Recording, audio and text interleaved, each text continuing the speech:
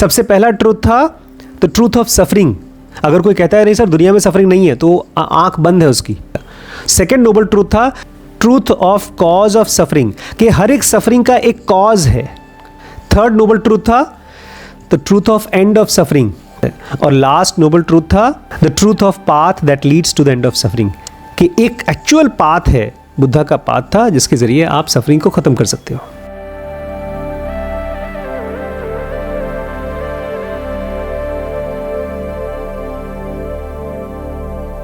नमस्कार दोस्तों, स्वागत है आपका ज़ेन योगा चैलेंज 2023 में। हम लोग पढ़ रहे हैं किस तरह से ब्रेन के अलग अलग सेंटर्स को इक्विलिब्रियम में लेकर आएं। योग का जो सबसे एडवांस्ड टेक्नोलॉजी, एडवांस्ड मेथड हो सकता है समझने का और उसको प्रैक्टिस करने का, वो है ज़ेन योग। अब तक जब मैं पढ़ता था पतंजलि के योग सूत्र तो मुझे लगता था एक्सरसाइज करना है, यम नियम आसन करना है मुझे, उसके बाद प्राणायाम, नाक की सांस की विधि, उसके बाद प्रत्याहार क्या होता है मुझे पता नहीं था, फिर धारणा वो भी सिलेबस से बाहर मानता था क्योंकि समझ में नहीं आया तो छोड़ दिया, और फिर ध्यान रोज़ यूज़ करते हैं, ध्यान से पढ़ो ध्यान से पढ़ो, ध्यान दो, तो ध्यान थोड़ा सा सीख लिया, और धारणा आउट ऑफ सिलेबस, और लास्ट में समाधि थोड़ा बहुत जानते थे क्योंकि कोई गुरु कोई साधु वाधु समाधि में जाते थे। बेसिक क्वेश्चन पढ़ लेना। हाँ, इंपॉर्टेंट क्वेश्चन पढ़ लेना, तो इंपॉर्टेंट याद था कि वो सिलेबस में आएगा। तो अब जब यमराज आपके सामने आते हैं तब वो पूछते हैं आपसे, क्यों बेटा प्रत्याहार सीखा था?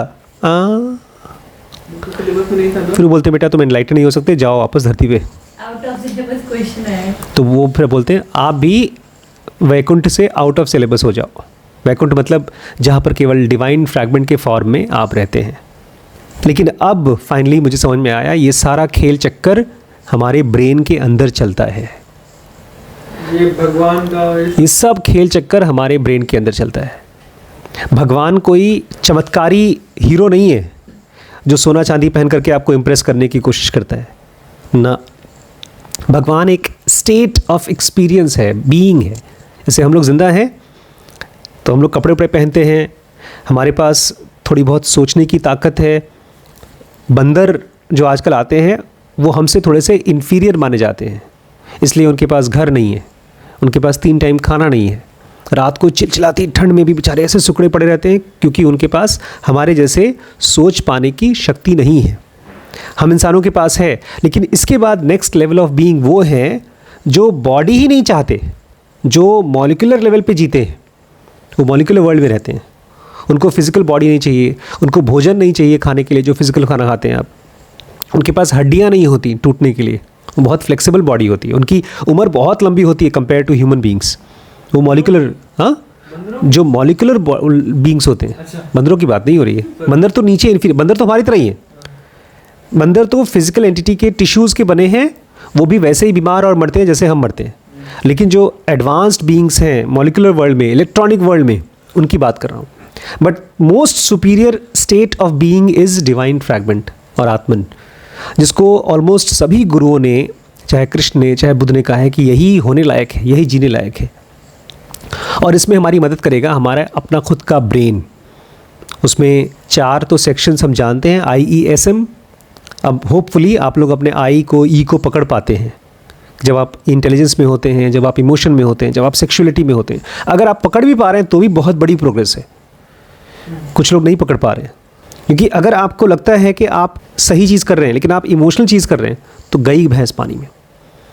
ये ठीक ऐसा है जैसे कि आपको लगता है कि आप सही मैप पे चल रहे हैं लेकिन आप गड्ढे में जा रहे हैं। आप ऐसे ब्रिज के ऊपर चल रहे हैं जो जाके जो ख़त्म हो जाएगा, है ही नहीं आगे ब्रिज, नीचे गिर जाएंगे। एक बार हुआ था, मैं और बड़ी मम्मी जा रहे थे नैनीताल, तो एक फ्लाईओवर बना और फ्लाईओवर तक जाने का रास्ता था पूरा, लेकिन ऊपर जाते ही मैंने करके ब्रेक लगाया क्योंकि आगे था ही नहीं फ्लाईओवर, और मैं खूब ज़ोर से चला रहा था, ऑलमोस्ट 70, 80, 90 की स्पीड से, और पूरी रोड फर्स्ट क्लास चली थी, जूम करके। सुबह का टाइम था, ऊपर मैं जा रहा हूँ और देखा तो गिरते गिरते, मतलब फ्लाईओवर रहा होगा 2 फ्लोर का, और बीच का एक पोर्शन नहीं बना था। लेकिन मैंने मम्मी को बाद में बोला कि ये लोग को कम से कम पत्थर लगाना चाहिए यहाँ पर नीचे कि ऊपर मत जाओ। वो तो हम अवेयर थे, लेकिन लाइफ में हमको पता ही नहीं चलता कि हम कहाँ जा रहे हैं, डायरेक्शन क्या है। पता कैसे लगा आप लोग को फिर? भाई मैं गाड़ी चला रहा था, देख रहा था, इसलिए दिन में गाड़ी चलाना चाहिए। रात में तो मुश्किल से 50 फीट नहीं दिखाई देता, दिन में कम से कम 100 फीट दूर दिखाई देता है। मैंने जब ब्रेक लगाना शुरू किया तो कम से कम 10-12 फीट के बाद ब्रेक लगा, खूब ज़ोर से लगाया ब्रेक। आपके पीछे भी कोई गाड़ी आ रही थी? नहीं, मैं अकेला ही था, सुबह सुबह अर्ली मॉर्निंग का टाइम था। इसलिए हमने रूल बनाया कि जब तक कोई बहुत ज़्यादा इमरजेंसी ना हो तब तक दिन में गाड़ी चलाओ, और अगर इमरजेंसी हो रात को चलाना है तो बहुत स्लो चलाओ। तो ये जो योग है वो हमारे को डायरेक्शन देता है, IESM। अगर डायरेक्शन नहीं फॉलो करेंगे आप, मान लीजिए आप योग को नहीं समझते, नहीं सीखते हैं, तो आपका IESM ऐसा हो जाएगा, कुछ टाइम के बाद आप जानवर बन जाएंगे, कुछ जन्मों में, 10, 20, 50, 60 जन्मों में। क्योंकि आप क्या कर रहे हैं, सुबह से लेकर शाम तक आपकी लाइफ किस चीज़ से डायरेक्ट हो रही है? जो मनपसंद खाना आ रहा है खाना खा लो, जो कुछ देखने का मन कर रहा है वो देख लो, अगर किसी से लड़ाई वड़ाई करना है, मतलब ईगो चल रही है। 4 फूड है ना हमारे, कौन कौन सी फूड्स हैं? Food, sex, ego, sleep, ego, greed. यही चारों पांचों जानवर के भी होते हैं। Food, sleep, sex, ego, greed, यही जानवर के भी हैं। ईगो ग्रीड को एनिमलिस्टिक इंस्टिंक्ट भी बोल सकते हैं आप जानवर में। जब मैं बंदर को देख रहा था मुझे लगा एक बंदर हम लोग की तरह, देखिए जैसे बाल में से जुआ निकालते मम्मी लोग, ऐसे ही आराम से जुआ निकाल रहा था वो। और जब यहाँ खिड़की के पास बैठा हुआ था तो इतने प्यार से कू कू कू करके आवाज़ निकाला था कि आपको दया आ जाएगी, आपको लगेगा उसको मैं कुछ दे दूँ बेचारे को। ऐसे बच्चे भी होते छोटे से, मम्मी मम्मी मम्मी। तो उसको भी अपना फूड लेना आता है। बंदर भी फूड लेता है, स्लीप लेता है, सेक्स लेता है और अपनी ईगो ग्रीड को पूरा भी कर लेता है। अगर हम भी वही कर रहे हैं तो हम कहीं पहुंचेंगे नहीं। एज ह्यूमन बीइंग हमारा काम है IESM को इस तरह से ठीक करना, इक्विलिब्रियम में लेकर आना कि हमारा सेक्शन 2B खुले। और हमने कल पढ़ा था सेक्शन 2B का पावर क्या है। Pure reason. जैसे पानी है, पानी की क्वालिटी क्या है? पानी की क्वालिटी है गीला करना, आग की क्वालिटी है जलाना, माइंड की क्वालिटी क्या है आपके IESM की? हाँ, डिकोड करना। लेकिन नॉर्मली हम लोग डिकोड नहीं करते। नॉर्मली क्या करते हैं, हम कोई भी चीज़ के बारे में सोचते रहते हैं, बस उसको कुछ दे दीजिए, थोड़ा सा इंटरेस्टिंग लग जाए हम सोचने लगेंगे उसके बारे में,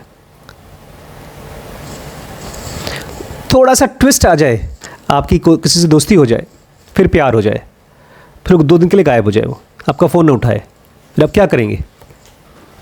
सोचेंगे उसके बारे में, कहाँ गया, आपका फ़ोन ना मिले 2 घंटे के लिए, ख़त्म, और कुछ नहीं करेंगे, सोचेंगे।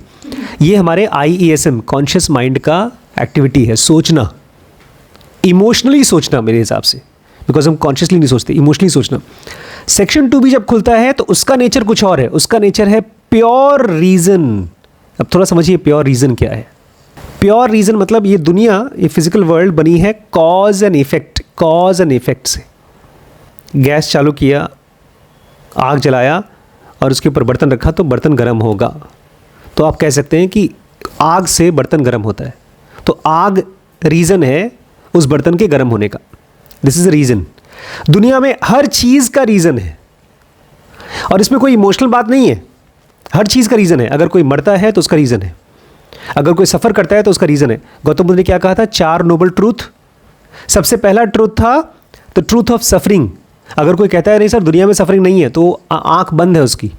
इसको बोलते हैं ट्रूथ ऑफ सफरिंग, कि दुनिया में सफरिंग है और सब जगह सफरिंग ही सफरिंग है। इवन जो सबसे अच्छी चीज़ लगती है वो भी सफरिंग है, क्योंकि उसके अंदर में सफरिंग हो सकती है, क्योंकि फ्यूचर में सफरिंग आएगी। आपकी बॉडी बहुत हेल्दी है, लेकिन ये बॉडी आज के 50 साल बाद बुढ़ी होगी और दर्द करेगा। आज मम्मी जब चलती हैं तो बहुत कम चलती, मालूम है आपको, और धीरे धीरे चलती हैं। पता है क्यों? क्योंकि उनके घुटने टच करते हैं ऐसे, हमारे जब घुटने हैं टच नहीं करते, ये फ्रिक्शन करते हैं तो दर्द करते हैं। बीच में फ्लूइड है हमारे में। डॉक्टर ने कहा है कि मम्मी का ये जॉइंट रिप्लेस होना चाहिए, आर्टिफिशियल जॉइंट लगना चाहिए, इसलिए तभी वो चल पाएंगी। और ये हर एक बंदे के साथ होगा। अगर आप यम नियम आसन प्राणायाम धारणा ध्यान समाधि करके अपने आप को फिजिकल बॉडी से अलग नहीं करते हैं तो आपका भी जॉइंट रिप्लेस होना ही पड़ेगा। तो ये ट्रूथ ऑफ सफरिंग है कि इस दुनिया में हर बंदा सफ़र करेगा, हर एक बंदा हर लाइफ में सफ़र करेगा। सेकेंड नोबल ट्रूथ था truth of cause of suffering, कि हर एक सफरिंग का एक कॉज है। ये भी सच है। अगर कोई कहता है ना हम सफ़र करें क्यों? ऐसे ही यार, भगवान चाहता है हम सफ़र करें ना। भगवान कुछ नहीं चाहता कि आप सफ़र करें। आपके सफ़रिंग का एक कॉज है। जैसे ये चल रहा है, यहाँ पर हीटर चल रहा है, तो उसका एक कॉज है। एसी चलेगा तो उसका कॉज है। थर्ड नोबल ट्रूथ था the truth of end of suffering, कि इस सफरिंग को ख़त्म भी किया जा सकता है। कितनी भी खराब से खराब सफरिंग हो, उसको ख़त्म किया जा सकता है। और लास्ट नोबल ट्रूथ था the truth of path that leads to the end of suffering, कि एक एक्चुअल पाथ है, बुद्धा का पाथ था जिसके ज़रिए आप सफरिंग को ख़त्म कर सकते हो। बुद्ध पहुंच चुके थे सेक्शन 2B में जब उन्होंने इसको खोजा था। सेक्शन 2B का औजार या उसका नेचर है प्योर रीज़न। जब आप सेक्शन 2B में पहुंच जाते हैं तो आपको साफ साफ दिखता है चीज़ों का कारण। इसलिए बुद्ध दुखी नहीं होते थे। अगर वो बहुत परेशान हो रहे हैं, दुखी हो रहे हैं, तो अपने पास्ट में जाते थे, देखते थे, अच्छा अच्छा ये मैंने पिछले जन्म में किया था या कई जन्म पहले किया था, इसकी वजह से सफरिंग आ रही है, और फिर उसको ट्वीक कर देते थे, ठीक हो जाते थे, या एक्सेप्ट कर लेते थे, ठीक हो जाते थे। अब देखिए, आप परेशान हैं, आपका सामान टूट गया और चिल्ला रहे हैं किसने तोड़ा, किसने तोड़ा। फिर अचानक से याद है रात को मैंने खुद ही तोड़ा था। उसके बाद आपको टेंशन नहीं होती, फिर आप एक्सेप्ट कर लेते हैं, मैं नहीं तोड़ा था ना, या मेरे बेटे ने तोड़ा था, तब चलता है। किसी और ने तोड़ा तो लड़ाई करेंगे हम। तो ये इसके पीछे साइकोलॉजी क्या है? Pure reason. पहले मुझे समझ में नहीं आता था। ज़नुगा कहती है, कल हमने पढ़ा था, जब एक आदमी को प्योर रीज़न मिलता है, मतलब उसका सेक्शन 2B खुलता है, तब वो इस फिजिकल वर्ल्ड से किसी भी एक्टिविटी का अच्छा या बुरा रिजल्ट चाहिए ही नहीं, क्योंकि उसको पता है ये सब घुले मिले हैं। अगर मैं कुछ करता हूँ और मुझे खुशी मिलती है, मैं कुछ करता हूँ और मुझे दुख मिलता है, ये सब जुड़े हुए हैं। ज़रूरी है कि आज खुश हूँ तो कल दुखी नहीं होगा। ये सब भाई बहन है, सुख दुख और सारे कारण भाई बहन है। बुद्ध कहते थे ये सारा का सारा दुनिया एक सिंगल जंजाल है। आपने अगर एक चीज़ चाहा तो सब कुछ मिलेगा आपको। बॉडी तो चाहिए आपको दुनिया को एक्सपीरियंस करने के लिए, गए तब दुख मिलेगा आपको। तो सब कुछ दुख बाय प्रोडक्ट है। ये हम देख नहीं पाते क्योंकि अभी फ़िलहाल हम IESM से दुनिया को देखते हैं, इमोशन से देखते हैं, इंटेलिजेंस से नहीं देखते। और हमारा इंटेलिजेंस है तो, लेकिन इमोशन के कंट्रोल में है, इसलिए दिखता भी नहीं है। और रात को S सेंटर से देखते हैं, सेक्सुअलिटी से देखते हैं, दिन में पेट से देखते हैं, टेस्टी फूड चाहते हैं। कृष्ण कहते हैं गीता में, cling thou to right action. अपने आप को क्लिंग कराओ। जैसे कोई केकड़ा पकड़ता है किसी को, क्लिंग करता है। कभी चींटी अपने आप को काटा है? बचपन में एक मोटी मोटी काली चींटी आती थी, उसने मुझे काटा था बाथरूम में। उसको मैंने निकाल के फेंक दिया, उसका कांटा अंदर ही पड़ा हुआ था। हाँ, सिर्फ काले काले कांटे होते। पहले हमारे घर में बहुत चींटी थी इलाहाबाद में, नीचे वाले फ्लोर पे। मैं नहा रहा था आराम से और एक आकर ने उसने मेरे को पैर पे काट लिया। तो वो तो धंधा में निकाला कैसे फिर? उसको खींचकर मैंने मार दिया, फिर उसको फिर सुई से निकालना पड़ा मुझे। ऐसे क्लिंग करो, आसान नहीं होगा। Cling thou to right action. Right action, अगर आपको दो ऑप्शन मिलते हैं, सच बोलने का और झूठ बोलने का, या चीट करने का या ईमानदारी दिखाने का, तो हमारा ISM कहेगा यार चीट कर लो, फ़ायदा है मेरा इसमें, लेकिन वो राइट एक्शन नहीं है। अगर आप प्योर रीज़न से देखेंगे तो आप देखेंगे इसका कॉन्सिक्वेंस होता है, कभी ना कभी कुछ ना कुछ होता है। तो आप राइट एक्शन करो, cling thou to right action. अभी तक आपने कभी सोचा नहीं होगा ना कि मैं कैसे बोलूं, कैसे सोचूं, कैसे कोई काम करूं। राइट एक्शन करिए। पूछिए अपने आप से, what is right action, why two actions are different. बताइए दो एक्शंस डिफरेंट क्यों है? हमने पढ़ा था, actions will be judged according to their intention. दिन में एक ऐसा एक्शन करिए जिसका कोई क्या नहीं चाहते आप, रिजल्ट। उसका फ़ायदा नहीं करना चाहते, अपना फ़ायदा नहीं चाहते। हाँ, भूल गए? Free use of free will in trifles. अगर स्पिरिचुअलिटी की कला को सीख लिया तो धीरे धीरे आपका IESM से आप सेक्शन 2 में पहुंचेंगे। आप फिजिकल बॉडी से मॉलिक्यूलर बॉडी में पहुंचना शुरू कर देंगे, और उससे बहुत पहले आपकी लाइफ में झंझटें कम हो जाएंगी, एक्सीडेंट्स कम हो जाएंगे, दुख के कारण कम हो जाएंगे, आपकी बीमारी भी कम हो जाएगी। थोड़ा मुश्किल चीज़ है। सेज, साधु कैसे दिखते हैं वो लंबी लंबी दाढ़ी होती है, कपड़े के नाम पे वो एक आध लंगोट या धोती पहनते हैं, ऊपर एक आध कुछ कपड़ा लपेट लिया। लेकिन सबसे इंपॉर्टेंट चीज़ क्या है, वो किसी प्रोफेशन में नहीं होते, कोई जॉब आप नहीं करते, कुछ पैसा वैसा नहीं कमाते, भिक्षा मांगते हैं, भिक्षु की तरह रहते हैं। क्यों? क्योंकि सेज गाइड होते हैं प्योर इंटेलिजेंस से। सेक्शन 2B के बाद आता है वो प्योर इंटेलिजेंस। वो फ्रूट ऑफ एक्शन को भी रिनाउंस कर देते हैं। जैसे मान लीजिए आपके सामने कोई खाना आया, बहुत स्वादिष्ट खाना आया, लेकिन उसके अंदर में कचरा गिर गया है, कोई कचरा गिर गया, छिपकली गिर गई या मक्खी गिर गई। कितना भी टेस्टी खाना हो, कितना भी दिखने में अट्रैक्टिव हो, आप उसको रिजेक्ट कर देंगे। इस दुनिया में जब आप आते हैं, कुछ करते हैं, तो लाइफ आपको देती है गिफ्ट्स, हैप्पीनेस, मनी, फैमिली वगैरह वगैरह। नॉर्मल आदमी तो उसको खुशी खुशी लेता है, उसको पता नहीं है, उसके ISM को पता नहीं है कि इसी में खुशी और दुख और झंझट सब कुछ है यहाँ पर। लेकिन एक सेज को दिखता है, इसलिए वो क्या करता है, renounces the fruit of action. जो कुछ भी फ्रूट उसको मिलने वाला है वो बोलता है अपने पास ही रखो, तुम ही रखो। अभी हमारे माइंड का जो सोचने की एबिलिटी है, रीज़न करने की एबिलिटी है, एक दायरे के अंदर है, फंसी हुई है, इमोशन के साथ फंसी हुई है। हम कितना भी समझदारी से सोचें, जैसे ही कोई इमोशनल चीज़ मिलेगी, कोई टेस्टी चीज़ मिलेगी, कोई अट्रैक्टिव चीज़ मिलेगी, हमारा सब अक्ल वकल ख़त्म हो जाएगा। हम एक मॉल में घुसेंगे तो हमारा साइकी अलग हो जाता है, 5 स्टार होटल में घुसते हैं तो अलग साइकी हो जाता है, एक गरीब झोपड़ी में घुसते हैं तो हमको लगता है ये मौसम बदलता है, हम बदलते हैं। इसका मतलब हमारा इंटेलिजेंस एंटैंगल्ड है फिजिकल वर्ल्ड में। और सेजेस कहते हैं ये दुनिया एक तरह का इल्यूजन है। जब आप इस इल्यूजन के एंटैंगलमेंट से आगे बढ़ते हैं, जब आपकी सोचने की एबिलिटी इस दुनिया के अंदर में फंसावट से फ्री होती है, तब इस दुनिया में कोई आपको बेवकूफ़ नहीं बना सकता। सारी फिलॉसफीज़, चाहे जो आपने सुनी हो, जो सुन रहे हो या सुनने वाले हो फ्यूचर में, वो सब आपके ऊपर कुछ असर नहीं डालते। कोई बोलेगा आपको, अरे हमारे गुरुजी के पास आओ, वो तुम्हारा उद्धार कर देंगे, ये मंदिर में आओ, तुम्हारी इच्छाएं पूरी हो जाएंगी, इस आदमी के साथ काम करो, तुम बहुत सक्सेसफुल हो जाओगे। आप क्या होंगे, इंडिफरेंट हो जाएंगे उसके लिए। आप बोलेंगे ठीक है, मुझे चाहिए ही नहीं। जो भी आदमी कुछ भी बता रहा है, अभी भी वो पता है क्या, और अभी हमारे साथ हम सोचते हैं यार ये मेरी इच्छा कैसे पूरी होगी, प्लीज़ प्लीज़ प्लीज़। मंदिरों में जाते हैं। बचपन में जब छोटा भाई सुनता बोलता नहीं था, हम लोगों ने इतने मंदिर, इतने गुरुओं के पास गए पापा, मुझे याद नहीं कि हम लोग कुछ और करते थे। बस एक हफ्ते पापा ने काम किया, 2 दिन की छुट्टी, चलो किसी मंदिर में जाकर गुरुजी से पूजा करते हैं कि भाई की कान ठीक कर दो। 2 साल तक ऑलमोस्ट हर हफ्ते किसी न किसी मंदिर में जाते थे बब्बू के लिए। लेकिन अब धीरे धीरे मेरा मन एंटैंगलमेंट से बाहर निकल रहा है। इस फिजिकल वर्ल्ड में कहीं भी कुछ भी मिल सकता है, वो काम का नहीं है। जब सेक्शन 2 खुलता है हमारे माइंड का, सेक्शन 2B, उसके बाद हमको किसी किताब की ज़रूरत नहीं पड़ती, किसी और की ज़रूरत नहीं पड़ती हमको गाइड करने के लिए। सेक्शन 2 को शास्त्रों में बुद्धि कहा गया है, इंटेलिजेंस कहा गया है।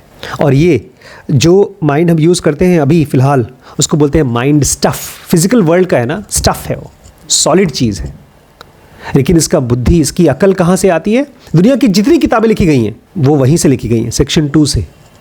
आप देखते हैं 2 आदमी देखता है, एक पहाड़, एक पत्ता, एक को नॉलेज दिखाई देता है, एक को खाली पत्ता दिखाई देता है। क्या बोलते हैं, काला अक्षर भैंस बराबर। तो आप काला अक्षर देखते हैं, मैं भी काला अक्षर देखता हूँ, मुझे समझ में आता है, आपको भैंस दिखती है। क्यों? क्योंकि धीरे धीरे आप सेक्शन 2 के खुलने के पास पहुँच रहे हैं। इसका मतलब ये नहीं कि आपको किताब नहीं पढ़ना ना, इसका मतलब आपके ब्रेन में डिकोड करने की एबिलिटी आती है। अभी मुझे रिसेंटली कोई पूछ रहा था कि आप जो देते हैं नॉलेज, क्या वो जेनोगा बुक से आती है, टेक्स्ट से आती है? फिर मैं सोचने लगा, हाँ यार, क्या टेक्स्ट से आती है? नहीं, टेक्स्ट तो एक तरह का इम्पल्स है, डिकोड तो ब्रेन करता है। करेक्ट। एक स्टोरी बाहुबली की कोई आदमी देखता है, पढ़ता है, उसको लगता है अच्छी स्टोरी है, एक को लगता है इसकी तो बहुत अच्छी फिल्म बन सकती है, तो उसकी डिकोडिंग उस आदमी का ब्रेन करता है। हमारे ब्रेन में हलचल है, डिस्टर्बेंस है, उस हलचल को हम शांत करने की कोशिश करते हैं सेंशुअल प्लेजर से, मन की चीज़ खा करके। लेकिन वो इमेच्योर तरीका है, वो कमज़ोर तरीका है। बेटर तरीका क्या है? By developing section 2, by being silent. अब तो मैं हर रोज़ जब मैं लेटता हूँ, जब मैं बैठता हूँ, तो आसपास की आवाज़ों के साथ रहता हूँ। थॉट्स बहुत कम हो गए। थॉट्स ले जाते हैं आपको नीचे की तरफ, ISM, एनिमलिस्टिक इंस्टिंक्ट की तरफ, और साउंड लेके जाएगी, अवेयरनेस लेके जाएगी टुवर्ड्स सेक्शन 2B। कुछ सुनाई दे रहा है?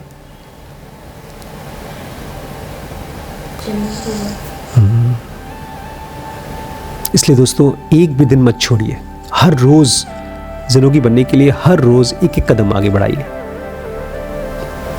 इस यात्रा पे मैं आपको इनवाइट करता हूँ।